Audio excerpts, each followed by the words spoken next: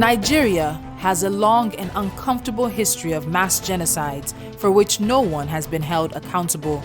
These acts, across both military and civilian dispensations, are an indelible part of Nigeria's history. Our inability to regularly confront these atrocities does damage to our national fabric.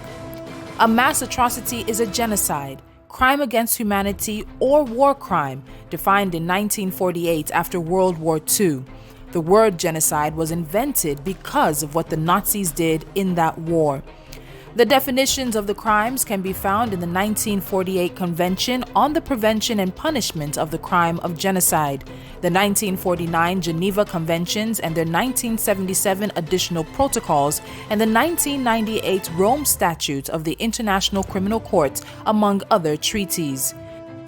In this context, the term atrocity crimes has been extended to include ethnic cleansing, which, while not defined as an independent crime under international law, includes acts that are serious violations of international human rights and humanitarian law that may themselves amount to one of the recognized atrocity crimes, in particular crimes against humanity.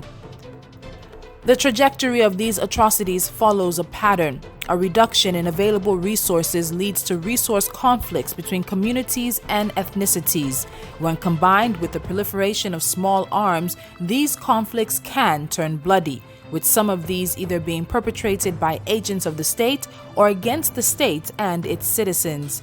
The resulting violence creates empty communities due to internal displacement. Those fleeing violence eventually settle in new communities, increasing the potential for further resource conflict. According to the Minister of Humanitarian Affairs, Disaster Management and Social Development, Sadiya Farouk, Nigeria has over 2 million displaced persons. These displacements are the result of the activities of insurgents, bandits, or due to communal clashes.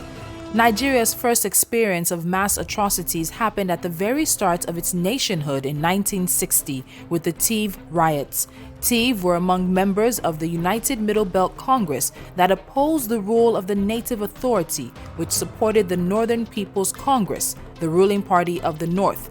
Their agitation between 1960 and 1964 led to the creation of the Benue Plateau State in 1967. During the Nigerian Civil War, several atrocities were committed by both federal troops and Biafran troops. Biafran troops committed atrocities at Okene and other places. Federal troops under the command of Murtala Muhammad killed up to 800 people in the Asaba massacre. No one has ever been held to account for these killings. In trying to put down the Matasine religious uprising in the 1980s, the Nigerian army and police committed atrocities in Kano and Yola. The latter atrocity claimed up to 1,000 lives. The return of democracy in 1999 saw an astronomical increase in the number of atrocities, beginning with the destruction of Odi in Bayelsa State by the Nigerian army, at the time under the command of General Victor Malu. Some estimates have the number of casualties at 2,500 people. The incident was also immortalized by Nigerian musician Timaya, who is an indigene of Bayelsa, in a song titled Dem Mama. As a result of the adoption of Sharia law, atrocities linked to religion saw a sharp increase since 1999. Jos and the southern parts of Kaduna State became synonymous with persistent and seemingly intractable religious conflicts. Then in July 2009, atrocities committed by the Nigerian police in Maduguri, Bauchi, Potiskum and Wudil against Mohammed Yusuf and followers of his Boko Haram sect left over 1,000 dead.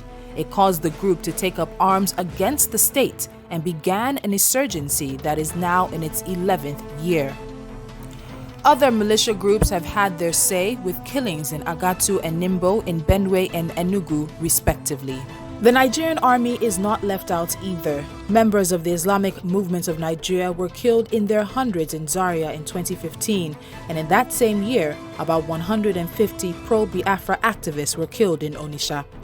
Most recently and perhaps dramatically, the Lekki massacre of October 20, 2020, perpetrated by the Nigerian army, has become an indelible part of national consciousness. This is due almost entirely to the fact that it was in Lagos, the country's commercial capital, and was streamed live on Instagram. It shows the power of the media to document atrocities and see that those who commit them are held to account.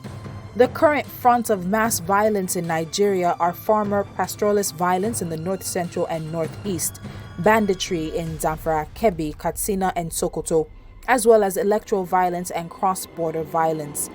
Only by resolving the root causes of these conflicts, like increasing availability of resources, cracking down on the proliferation of small arms, and ensuring perpetrators of crime are brought to justice, will we see a reduction in the number of incidents.